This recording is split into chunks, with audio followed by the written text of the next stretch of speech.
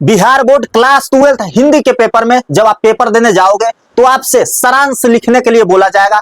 कोई भी चैप्टर दे देगा और बोलेगा ए भैया इसका सारांश लिखिए ना, और ये क्वेश्चन 5 नंबर में पूछा जाता है। जहां पे 5 नंबरी क्वेश्चन रहता है ना हर साल, उसमें 2 गो से 3 गो क्वेश्चन है ना 5 नंबर वाला सारांश लिखने के लिए बोला जाता है। मतलब कोई भी देखिए ना यहाँ पे कैसे कैसे बोला जाएगा, घुमा फिरा करके जूठन शीर्षक पाठ का सारांश लिखे, है ना। बाल कृष्ण भट्ट द्वारा लिखित पाठ बातचीत का सारांश लिखे, करबक कविता का भावार्थ लिखे, भावार्थ का है सारांश का है बात से में है ना। कैसे आप ट्रिक से बनाओगे, एक ट्रिक पे कैसे आप सबको रगड़ दोगे आसानी से। अगर आप हिंदी अच्छे से नहीं भी पढ़े हो फिर भी आप सारांश एक पन्ना में अच्छे से लिख करके आओगे और आपको 5 में 5 नंबर मिलेगा। कैसे क्या होगा सब कुछ बताने के लिए ही तो आए हैं। थोड़ा सा सब्र रखिए ना, अंतिम तक हम आपको सारा कुछ सिखा करके भेजेंगे, है ना। अर्धनारीश्वर निबंध का सारांश पाठ के आधार पे लिखे, सब बात से में है, थोड़ा सा घुमा फिरा करके पूछा गया है। देखिए कैसे ट्रिक लगाएंगे मेरे भाई, तो आप यहाँ पे थोड़ा सा गौर कीजिए ना। देखिए सारांश ट्रिक 12th हिंदी के लिए है ना। अगर आप 12th हिंदी का एग्जाम देने वाले हैं, बिहार बोर्ड से पढ़ाई कर रहे हैं, तो आपके लिए यह वीडियो बहुत ही खास होने वाला है। इसमें आप सारांश लिखने में मास्टर हो जाइएगा। तो यहाँ पे ध्यान दीजिए ना कैसे क्या करना है। तो देखिए यह पाठ है ना, देखिए पाठ के नाम यहाँ पे लिख देना है ना। पाठ के नाम यहाँ पे लिख देना है, मान लेते हैं बातचीत, ठीक है, बातचीत, ठीक है। यह पाठ बातचीत, लेखक बाल कृष्ण भट्ट, है ना, बाल कृष्ण भट्ट, ठीक है।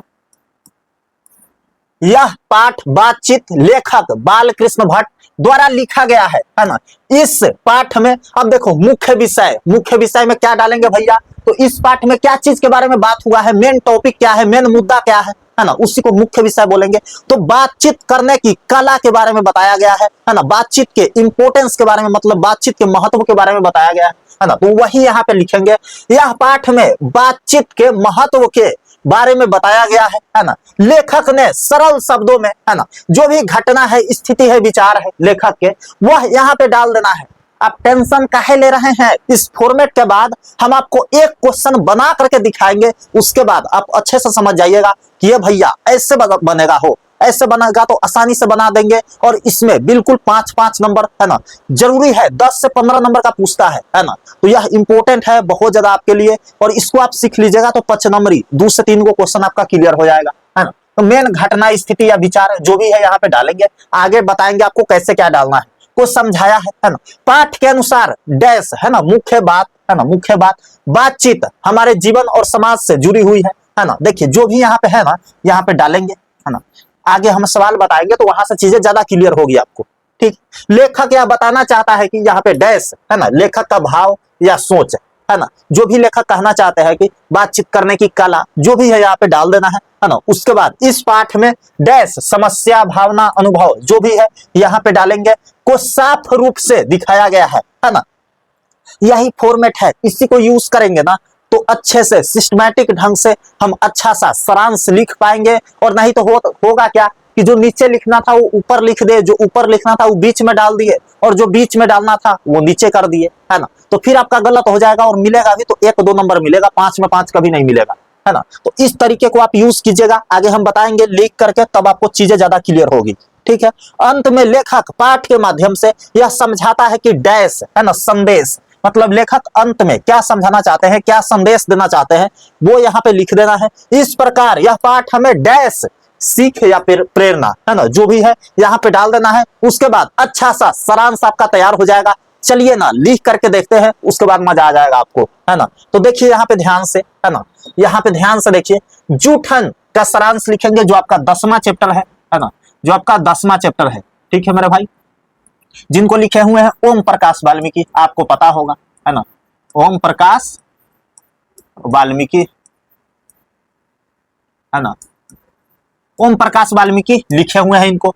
तो आप इसको कैसे लिखिएगा, तो यहाँ पे ध्यान से देखिए, यह पाठ जूठन, है ना, पाठ के नाम डालेंगे, लेखक ओम प्रकाश वाल्मीकि द्वारा लिखी गई एक आत्मकथा, है ना, आत्मकथा या आत्मकथात्मक, दोनों लिख सकते हैं, आत्मकथा लिखिए, है ना, इसको आप साइड कर दीजिए, ठीक है मेरा भाई। तो देखिए यहाँ पे क्या लिखना है, यह पाठ जूठन, है ना, जूठन पाठ का नाम है, लेखक ओम प्रकाश वाल्मीकि द्वारा लिखी गई एक आत्मकथा या रचना है ना।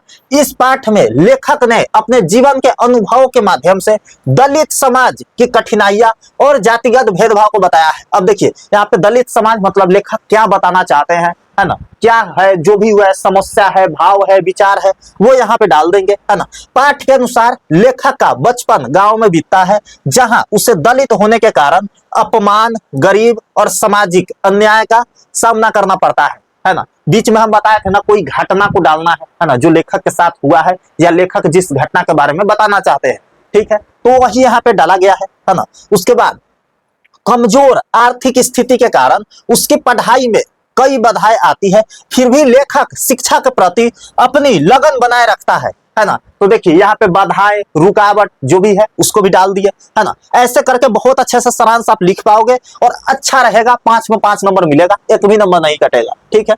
लेखक सरल और सच्ची भाषा में अपने जीवन के संघर्षों को प्रस्तुत करता है, जिससे दलित समाज की पीड़ा और संघर्ष स्पष्ट रूप से सामने आते हैं। लेखक यह बताना चाहता है कि समाज में आज भी जाति के आधार पे भेदभाव मौजूद है। बिल्कुल इस बारे में लेखक ने अच्छे से बताया है, और जब आप जूठन आत्मकथा जो है उसको पढ़ोगे ना, आपके आंख से आंसू आ जाएगा, आप इमोशनल हो जाओगे। बहुत ही कैसे एक दलित का बच्चा बहुत आगे चल के एक बड़ा नाम करता है, उसके बाद जो लोग उसको प्रताड़ित किया रहता है, जो लोग उस पे हंसा रहता है ना, उसको कष्ट दिया रहता है, वही लोग उसको इनवाइट करते हैं और उससे मिलने के लिए तरसते हैं, है ना। तो ऐसा सक्सेस मोटिवेशन है, आप इसको देखोगे ना तब आपको पता लगेगा, ठीक है। तो देखिए वीडियो देख लेना, यूट्यूब पे एनिमेशन के थ्रू भी दिखाया गया है, तो मजा आ जाएगा पढ़ने में, या आप पढ़ भी सकते हो। अंत में यह पाठ हमें संदेश देता है कि अंत में हम बोले हैं ना कि संदेश इस पाठ से क्या मिलता है, या लेखक इस संदेश के माध्यम से क्या कहना चाहते हैं, वो यहाँ पे लिख देना है कि सामाजिक समानता और न्याय बहुत जरूरी है। इस प्रकार जूठन हमें जातिगत भेदभाव को समाप्त कर एक समान और न्यायपूर्ण समाज बनाने की प्रेरणा देता है। अंत में इस पाठ से क्या सीख मिलती है, क्या प्रेरणा मिलती है, उसको भी यहाँ पे हम लिख दिए हैं। तो बिल्कुल ऊपर वाला फॉर्मेट के आधार पे हम यहाँ पे अच्छे से सारांश लिखना आप लोगों को सिखा दिए है ना। अगर आप अच्छे से नहीं समझ पाए तो एक बार इस वीडियो को फुल देख लीजिए, फिर से आपको सारा कुछ समझ में आ जाएगा, कहीं से कोई दिक्कत नहीं होगी। और मैं आपको बताता हूं ना, इसी चैनल के गाइडेंस से पिछले साल हिंदी के पेपर में 97 मार्क्स 98 मार्क्स तक आए हैं, है ना। तो अगर आप इस चैनल पे आ गए हैं तो सब्सक्राइब वगैरह करके रखिए, हमसे दोस्ती कर लीजिए। पूरे साल सब कुछ आपको अच्छे से सिखाएंगे, एग्जाम देने से पहले सब कुछ सिखा करके भेजेंगे, आपको कोई दिक्कत नहीं होने देंगे, ये मेरी गारंटी, ठीक है। बाकी अगर वीडियो पसंद आया तो लाइक कर लीजिए, कमेंट में बताइए अगला वीडियो आप किस टॉपिक पे चाहते हैं, है ना, वो हम आपके लिए बना देंगे। शेयर कर दीजिए किसी एक दोस्त को और सब्सक्राइब करके रखिएगा, तब न दोबारा मिलेंगे, नहीं तो आप कहीं और भटक जाइएगा और मेरा वीडियो आपको दिखेगा भी नहीं, है ना। बाकी मिलता है आपसे अगले वीडियो में, तब तक के लिए love you all, bye bye.